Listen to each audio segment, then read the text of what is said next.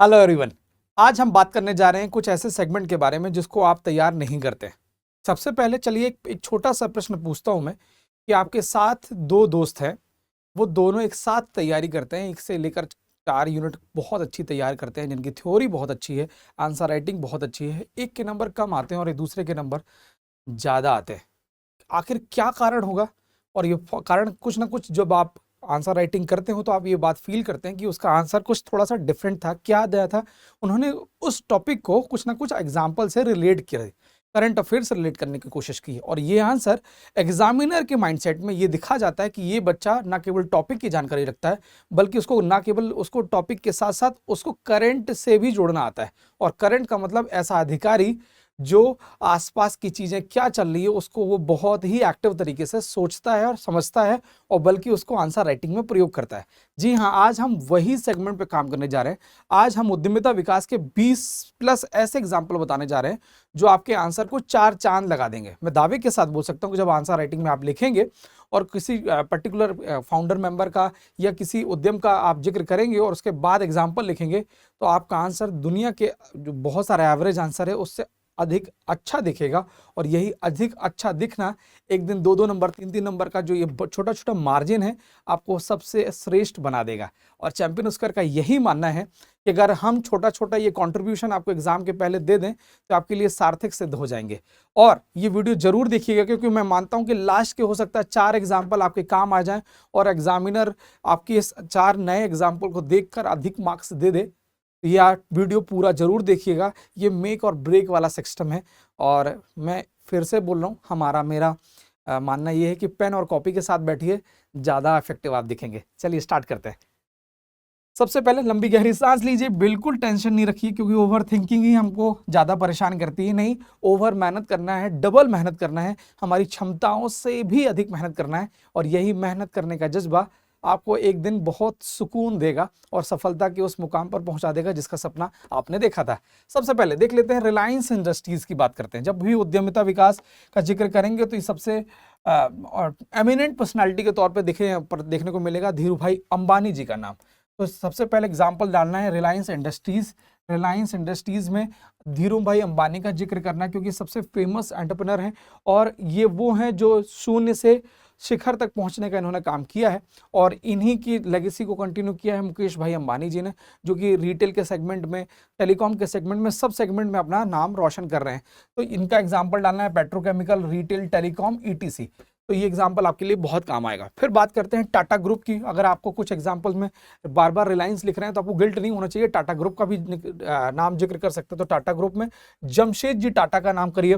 फिर स्पेसिफिक बताइए। अच्छा, कुछ लोग बोलते हैं कि सर हम एग्जाम्पल्स लिखते हैं तो एग्जाम्पल के बाद ना हम ये जो जो आपने ये कॉमा लगा के चीजें बहुत शॉर्ट कर दी, हम इसको ना 3 से 4 लाइनों में ले जाते हैं। बस यही तो आंसर राइटिंग इंजीनियरिंग है।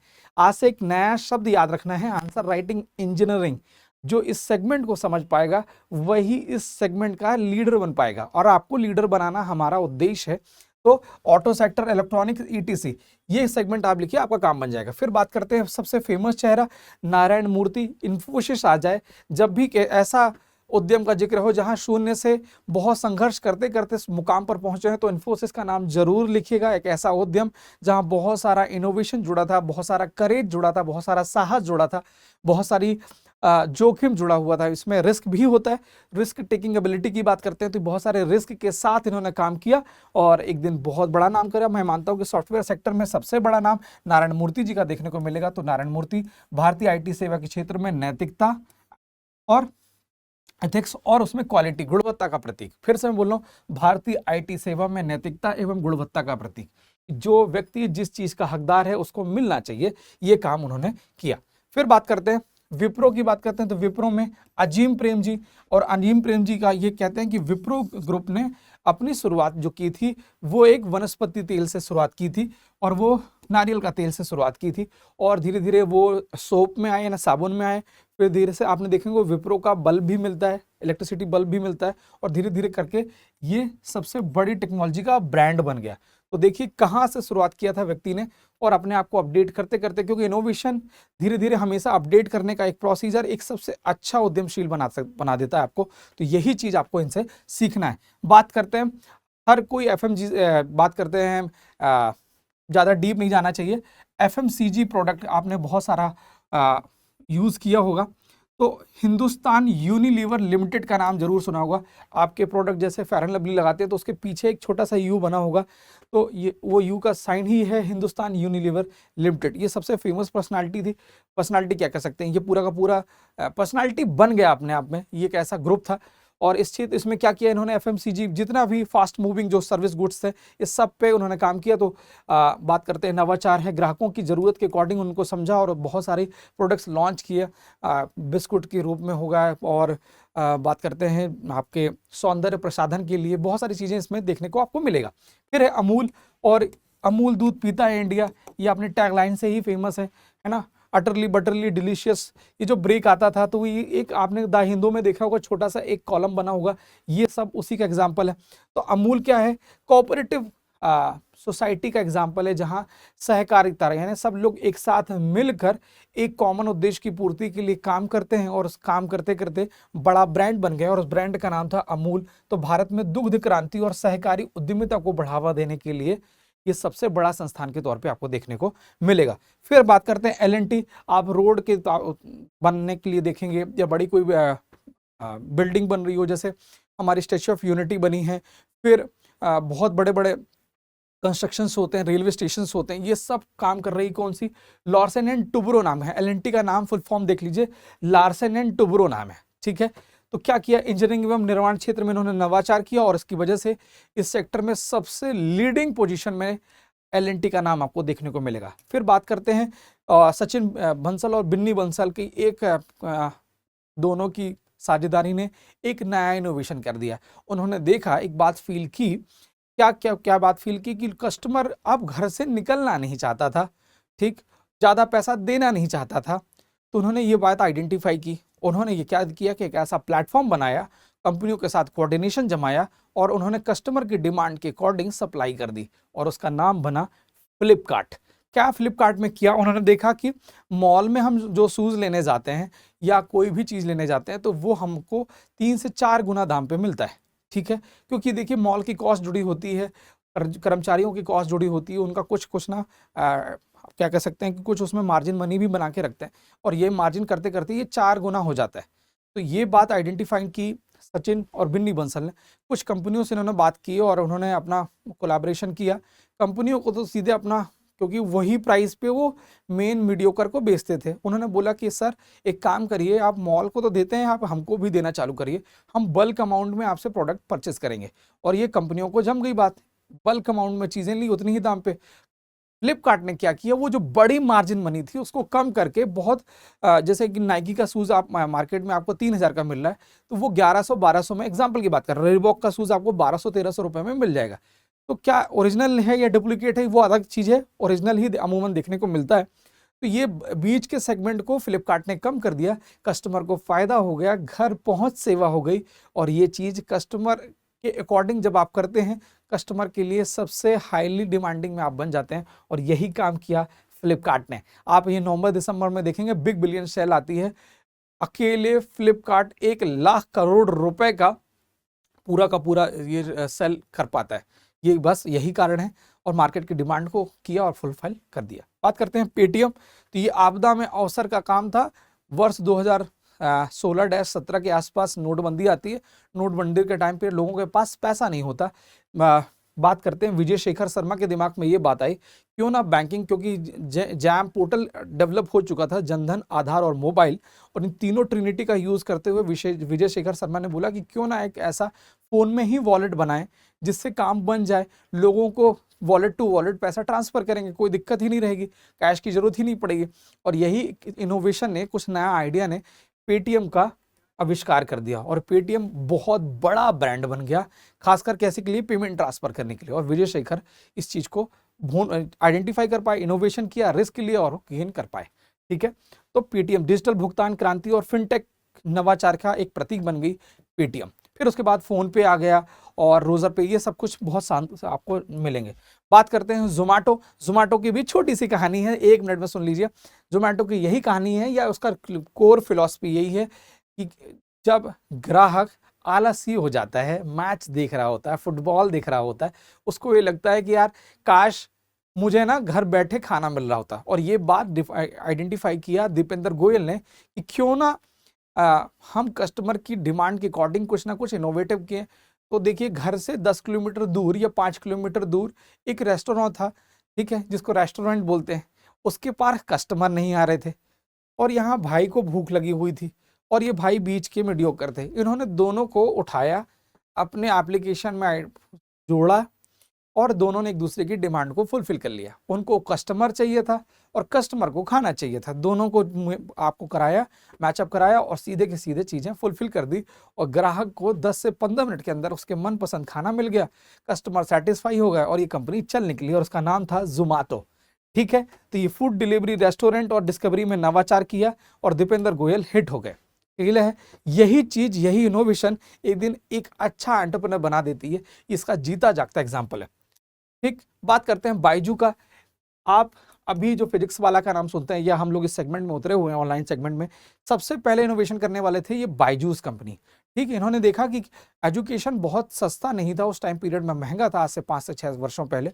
इन्होंने क्या किया कि पढ़ाई को ही टेक्नोलॉजी का यूज करके दुनिया तक परोसने की कोशिश की और ये चीजें सफल हो पाई। अब थोड़ा बायजू कंपनी थोड़ा क्राइसिस में चल रही है, हम उस पर नहीं जाएंगे, हम तो सीधे मुद्दे पे आएंगे। तो बायजू ने क्या किया, एजुकेशन को टेक्नोलॉजी का तड़का लगाकर हर घर तक एजुकेशन को सहज और सरल कर दिया और सस्ता कर दिया, जिसकी वजह से गरीब आदमी जो आईटी एनआईटी के बारे में सोच नहीं पाता था, वो सोच पाया और ना केवल सोच पाया बल्कि बन गया। तो ये जीत थी किसकी, एडटेक कंपनी क्षेत्र में रविंद्रन जो थे उन्होंने काम किया और बायजूस कंपनी बन गई।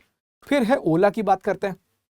भाविश अग्रवाल, हर क्लास में मैं बताता हूँ भाविश अग्रवाल लुधियाना जा रहे होते हैं और इस बीच में जो नॉर्मल ट्रेडिशनल आपको नॉर्मल टैक्सी ड्राइवर मिलते हैं और वो क्या करते हैं जानते हो आप, तो इस चीज़ से भुगत भोगी होंगे, रास्ते चलते या रात के टाइम वो अपना रेट ऑन द स्पॉट अचानक बढ़ा लेते हैं। यही काम भाविश अग्रवाल के साथ हुआ। आईटीएन स्टूडेंट है और इन्होंने एक टैक्सी की और रास्ते में उन्होंने बोला कि हमने पहले बात हुई 7,000 में मैं आना ले जाना कर दूँ।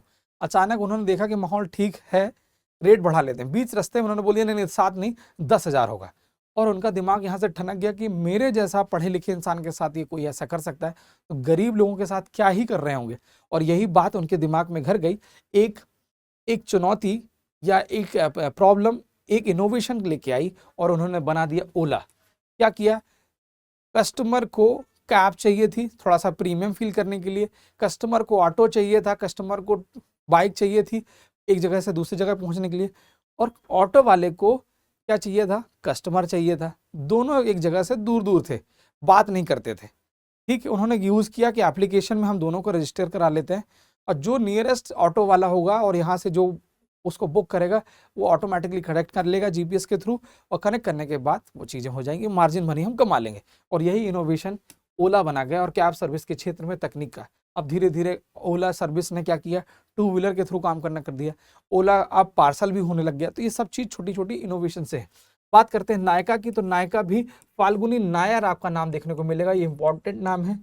ठीक है, ब्यूटिशियन और पर्सनल केयर और ई कॉमर्स के क्षेत्र में 55 साल की उम्र में बैंकिंग सर्विस से रिटायर होते हैं और उन्होंने बोला कि यार, इनकी बिटिया ने बोला कि मम्मा करीबन 30,000 करोड़ रुपए का ये ब्यूटी सेगमेंट में भारत कहीं ना कहीं निवेश करता है या लोग इस परचेज करते हैं। इस आपदा को अवसर के तौर पे देखा, उन्होंने कहा कि क्यों ना हम अपना इंडिजीनियस प्रोडक्ट बनाते हैं और उन्होंने नायका प्रोडक्ट लॉन्च किया और आज नायका हर किसी के घर में मिलेगा। अगर आपके घर में आपकी मम्मा होंगी या सिस्टर होंगी या आपका जीवन साथी होगा, ये प्रोडक्ट 100% उसके पास ज़रूर होगा। इस बात को आप महसूस करेंगे। महंगा है मगर क्या करें, मजबूरी में लेना पड़ता है क्योंकि आपको घर चलाना है।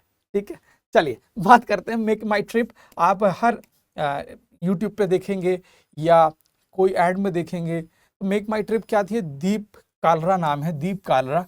ये ऑनलाइन ट्रैवलिंग बुकिंग थी। हम बुकिंग करते थे नॉर्मल उससे एजेंट से, कभी कभी धोखा देता था। ऑनलाइन बुकिंग का फायदा क्या हुआ, सस्ती हो गई, भरोसेमंद थी, रिव्यू के आधारित पे, और ये दीप कालरा जी ने मेक माई ट्रिप कर दिया और चीज़ें चल निकली। फिर है पॉलिसी बाजार। तो पॉलिसी बाजार नाम ही दिख रहा है, पॉलिसी का बाजार, बहुत सारी पॉलिसी होंगी। यशिश दाहिया जी हैं। यशिश दाहिया जी बीमा और इंश्योरेंस का एक पूरा प्लेटफॉर्म है जो आप अपनी सहूलियत के मुताबिक आप यहाँ पॉलिसी परचेस कर सकते हैं। तो ये भी एक नया इनोवेशन का एग्जांपल है। स्नैपडील की बात करते हैं, स्नैपडील भी आप डाल सकते हैं एंटरप्रेन्योरशिप में। तो कुणाल बहल नाम है, ई कॉमर्स के क्षेत्र में प्रतिस्पर्धा, कंपटीशन और बहुत सारा कंपटीशन देख रहे थे। इस चीज को ध्यान में रखते हुए उन्होंने कुछ उदाहरण किए, वो नवाचार किया, और नवाचार का सबसे बड़ा उदाहरण है स्नैपडील। फिर बात करते हैं बोट। बोट के मालिक है अमन गुप्ता। देखा उन्होंने कि JBL ने मार्केट को कंज्यूम कर रखा है। हेडफोन या बड़े बड़े स्पीकर के लिए JBL बहुत महंगे तिगने चौगुने दाम पर लेता था, और इस बात को आइडेंटिफाई किया। उन्होंने चाइनीज कंपनी के साथ कोलैबोरेशन किया और भारत में निर्माण करना चालू कर दिया, और जो हेडफोन 3000 4000 में आते तो उसको 700-800 रुपए में करके दिया अमन गुप्ता ने, और भारत के सबसे ज्यादा बिकने वाली ऑडियो ब्रांड बन गया बोट कंपनी। एग्जाम्पल बात करते हैं, नेक्स्ट है मामाअर्थ। मामाअर्थ ये क्या था, ये भी ब्यूटी प्रोडक्ट ही है, ठीक है। और इसमें क्या है, इन्होंने केमिकल का यूज नहीं किया, कोशिश किया कि हर चीज ऑर्गेनिक ही हो, नॉर्मल हो, जिसमें केमिकल फ्री हो। और यही वरुण और गजल अलग ने काम किया। आपने देखा होगा शार्क टैंक, और शार्क टैंक में गजल अलग मिलती हैं, तो ये मामाअर्थ के फाउंडर मेंबर में से एक है। ये toxin free personal care products use करते हैं। आपने देखा होगा मामाअर्थ का प्रोडक्ट एक घर में होगा, फेस वॉश के तौर पे होगा या सीरम के तौर पे होगा, कुछ ना कुछ मामाअर्थ की चीजें आपको देखने को मिलेगी। तो ये नवाचार का उदाहरण है, ठीक है। तो आप इसको इसमें एग्जाम्पल में डाल सकते हैं। फिर बात करते हैं ई सेक्टर में, ई व्हीकल के सेगमेंट में नया तरुण मेहता जी ने और स्वप्निल जैन ने एक नया इनोवेशन किया, एथर एनर्जी। आप स्कूटी देखते होंगे, एक जमाने में स्कूटी पेट्रोल में आती थी, पेट्रोल वाले व्हीकल में आती थी। आज पेट्रोल व्हीकल धीरे धीरे ई सेगमेंट में शिफ्ट हो गया, इलेक्ट्रॉनिक सेगमेंट में शिफ्ट हो गया। क्यों? इससे पेट्रोल की बचत होती है, पोल्यूशन नहीं होता है, और पोल्यूशन नहीं होता तो पर्यावरण को एक हार्मनेस नहीं देखने को मिलती है। तो एथर एनर्जी का नाम लिखेंगे तो तरुण मेहता और स्वप्निल जैन का आप जरूर नाम लिखिएगा, इलेक्ट्रिक वाहन के क्षेत्र में नवाचार के लिए। फिर बात करते हैं भारत पे, तो ये भारत पे शाश्वत नाकरे छोटे व्यापारियों के लिए। देखिए फिनटेक कंपनी है, जितने छोटे छोटे व्यापारी हैं, किराने के हैं, ये सब भारत पे यूज करते हैं, और भारत पे का नाम है शाश्वत नाकरे, ठीक है। मिल्क बास्केट आप फील करेंगे, मदर डेयरी और अमूल को टक्कर देने के लिए एक नया इनोवेशन किया आनंद तिवारी और आशीष गोयल ने, मिल्क बास्केट के नाम से। और ये डेयरी सप्लाई चेन में इन्होंने इनोवेशन किया, लोगों को आइडेंटिफाई किया कि नहीं, हमको केमिकल फ्री चीज़ें खिलानी है, क्वालिटी वाली चीज़ें खिलानी है, और केवल दूध का नहीं, बहुत सारे प्रोडक्ट को लॉन्च करना है, और मिल्क बास्केट आज बड़ा नाम देखने को मिलता है। फिर बात करते हैं उड़ान, तो सुहेल समीर नाम के हैं, B2B कॉमर्स का नाम की एक कंपनी है, तो आप इसको जरूर नाम उड़ान का यूज कर सकते हैं। और ये उड़ान वही है जो छोटे छोटे किराना व्यापारियों के लिए। लास्ट के 5 से 6 और एग्जाम्पल्स देख लीजिए जो जरूर बहुत ही काम आने वाला है। आपने देखा होगा कि फार्म इजी है धवल शाह, ये बात फील किया कि हम कभी कभी मेडिकल नहीं जा पाते थे, ठीक है, और मेडिकल की चीजें हमको बहुत महंगे दाम पर मिलती थी, रात का 24/7 चीजें हो भी नहीं पाती थी। इस बात को धवल साय ने फील किया, और धवल साय ने 24/7 एक फार्म इजी नाम का एक एप्लीकेशन खोला, जिसमें आपको जो भी मेडिसिन चाहिए वो होम डिलीवरी आपको मिलेगी 24/7, बाकी 25% अधिक डिस्काउंट के साथ मिलेगी। और यही कस्टमर को चाहिए। कस्टमर को जितनी सुविधाएं देंगे, कस्टमर उतना ही अट्रैक्टिव होगा और आप पर फेथ करेगा, और आपको ही एक दिन बड़ा ब्रांड बना देगा। क्यों ब्रांड बना देगा? भारत एक ऐसा मार्केट है, फिर से मैं बोलूं, भारत एक मात्र ऐसा मार्केट है जो आम आदमी को भी खास बना सकता है। इसलिए जितनी फॉरेन की कंपनियां हैं सब मारा मारी करती हैं इंडिया में आने के लिए। क्यों? क्योंकि 150 करोड़ यहाँ कस्टमर देखने को मिल रहे हैं। पूरे विश्व में नहीं होंगे इतने कस्टमर, जिस पर हाथ रख देंगे वो सड़ा सा ब्रांड भी एकदम सबसे बड़ा ब्रांड बन जाएगा। इसलिए देखिएगा कि आजकल यूट्यूब में बहुत सारे इन्फ्लुएंसर छोटे छोटे ब्रांड को प्रमोट कर रहे हैं, और वो लाखों करोड़ों रुपए कमा पा रहे हैं। बस यही सबसे बड़ा उसका कारण है, ठीक है। बात करते हैं सोलर इंडस्ट्रीज इंडिया लिमिटेड। क्या है? सत्यम सोमानी जी का है। रक्षा और औद्योगिक क्षेत्र में नवाचार किया सोलर इंडस्ट्रीज के नाम से। फिर सुगर कॉस्मेटिक्स, ये भी ब्यूटी प्रोडक्ट है सुगर। विनीता सिंह का, ये भी आपको शार्क टैंक में देखने को मिलेंगी। उच्च गुणवत्ता वाले मेकअप उत्पादों को किफायती दाम पर उन्होंने उपलब्ध कराया। और ये जब आपकी दीदी की शादी हो रही होगी या छोटी सिस्टर की शादी हो रही है, तो शुगर का जो कॉस्मेटिक प्रोडक्ट आपको देखने को जरूर मिलेगा, ये आप महसूस करेंगे, ठीक है। फिर बात करते हैं यात्रा.com। सबीना चोपड़ा जी का नाम आपको जरूर बोलना पड़ेगा। ऑनलाइन ट्रैवल बुकिंग प्लेटफॉर्म है ये। फिर से मैं बोल रहा हूँ, ऑनलाइन ट्रैवल बुकिंग ये है यात्रा.com, आपको ऐड में देखने को मिलेगा। तो ये सबीना चोपड़ा जी का है, एग्जाम्पल जरूर इसमें पुटअप करिएगा। फिर है नेक्स्ट ड्रॉप, आपने नहीं कहीं सुना होगा, ये वाटर कंजर्वेशन के लिए, वाटर मैनेजमेंट के लिए ज़्यादा यूज हुआ। नेक्स्ट ड्रॉप माने अगली बूंद, उसको कैसे कंज्यूम करना है, कंज्यूम नहीं करना है, कंजर्व करना है, और उसको कैसे फ्यूचर के लिए सेव करना है। और यही काम तो भारत सरकार और मध्य प्रदेश शासन कर रही है, खासकर मध्य प्रदेश शासन जल गंगा संवर्धन अभियान कर रही है, ये यही कर रही है जल प्रबंधन के लिए। तो नेक्स्ट ड्रॉप अनुश्रीधरन जी का नाम आपको देखने को मिलेगा। फिर है पेप्सी को, तो पेप्सी को बच्चा बच्चा जानता है, इंदिरा नूई जी हैं जो वैश्विक पेय और स्नैक्स की कंपनी है। और हमेशा मैं बोलता हूँ कि पेप्सी हमेशा इसलिए फेमस हो गई क्योंकि आपने पिक्चर देखी होगी जॉली LLB, उसमें बोलता है कि प्रमोद माथुर और पेप्सी अपना फार्मूला किसी को नहीं बताता। क्यों?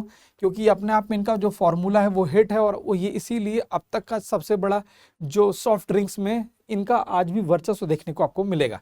फिर है ब्रिटानिया, हर कोई बिस्कुट खाता है ब्रिटानिया का, तो ब्रिटानिया जैसा ब्रिटानिया है तो बिनीटा बाली जी की कंपनी है, अग्रणी फूड कंपनी है। और लास्ट में बायोकॉन, और बायोकॉन यानी किरण मजूमदार शाह, ये बायोटेक्नोलॉजी के क्षेत्र में संस्थापक के तौर पे काम कर चुकी हैं। मैं मान के चलता हूँ ये एग्जाम्पल्स आपके अपने आंसर राइटिंग में डालेंगे और मेन एग्जाम में डालेंगे तो ये आंसर आपको दूसरे से बेहतर बना देंगे, और ये बेहतर बनने की प्रोसेस एक दिन आपको सबसे अच्छा अधिकारी बना देगा। तो चैंपियन स्क्वायर की कोशिश यही है कि हर वीडियो में कुछ ना कुछ आपको प्रोडक्टिव हम दें, और ऐसा ही वीडियो हमेशा कंटिन्यूसली आता रहेगा। मिलेंगे नेक्स्ट वीडियो में, तब तक के लिए स्टे ट्यून्ड। जय हिंद, जय भारत, जय मध्य प्रदेश।